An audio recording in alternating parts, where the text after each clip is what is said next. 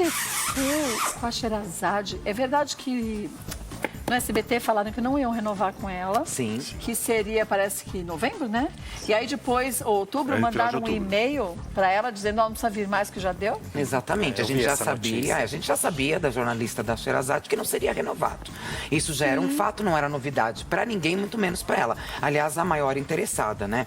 Aquela pessoa que não terá o contrato renovado, no mínimo, pede a boa ética que justamente ela seja a primeira a saber. Ela já sabia, o contrato não seria renovado, mas de repente a situação e a forma com que ela saiu é que de repente pode não ter sido a forma ideal e até antecipado. A postura da Sherazade pode ter antecipado a saída do ar. Postura?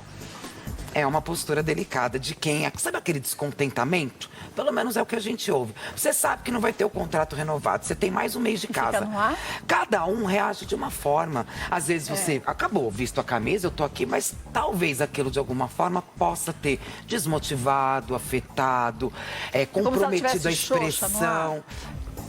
É desmotivada mesmo, sabe? Aquela coisa de não estar inteiramente envolvida com a notícia, a postura, o olhar fixo na câmera. Aquela coisa que ela tem muito forte com o telespectador. E aí antecipou sua saída. Mas que, pelo menos que dizem, porque eu não sei, eu não estava lá, então não consigo saber ao certo. Mas que dizem que também ela extrapolou a linha do vamos falar o que a gente acha e falou além do que era... Esse foi um dos pontos, na verdade, né? Um dos pontos, na verdade, era essa. Ela começou lá emitindo muita opinião, né? Ela foi contratada, na verdade, porque ela emitia as opiniões. Você e vê depois... que coisa incoerente. Aí depois começaram... Ele tem que ter uma linha, né? Exatamente. O equilíbrio. Ela, inclusive, postou um vídeo, enfim, comentando essa saída dela, se você quiser. Você trouxe? Temos aí. Ai, quero ver, deixa eu ver. Não vi aí. esse vídeo, não. E em consideração, em respeito a vocês, meu público, eu venho, nesse horário habitual dos jornais, né, dos telejornais, dizer adeus a vocês. Não, adeus não, um até breve.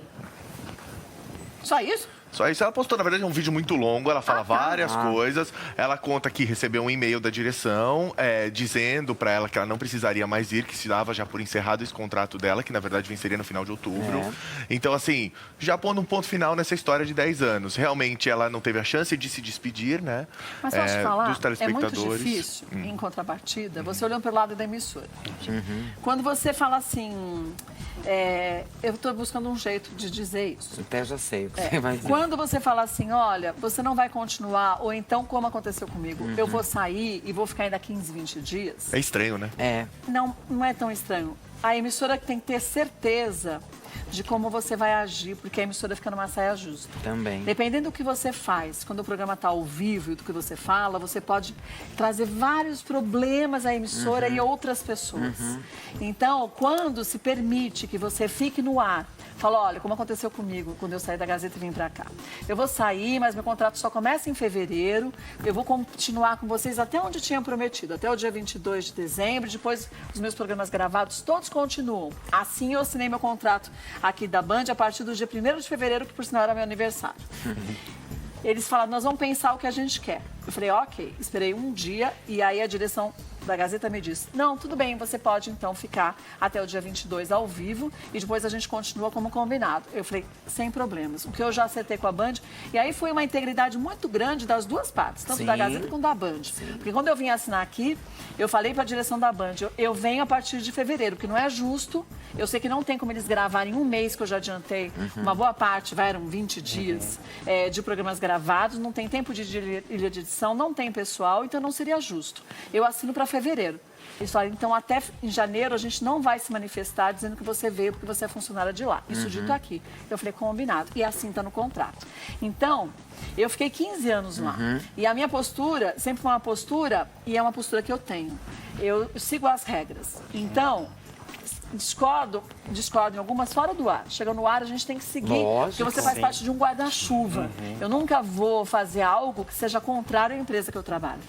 E Sherazade, até em forma de gratidão. Agora estava andando direitinho, mas em outras oportunidades parece que teve várias desavenças. Então, talvez, com a época de eleição e não se podendo falar de candidatos nem nada, eles acharam que eles poderiam se colocar num risco desnecessário. Entendeu? Eu acho isso. E olha só que curioso, né? Raquel Sherazade, que recebeu esse e-mail, né, de desligamento da emissora ontem, ficou menos de 24 horas desempregada, já tem um novo emprego, inclusive já foi contratada, segundo informações do Daniel Castro, quadro do Notícias da TV.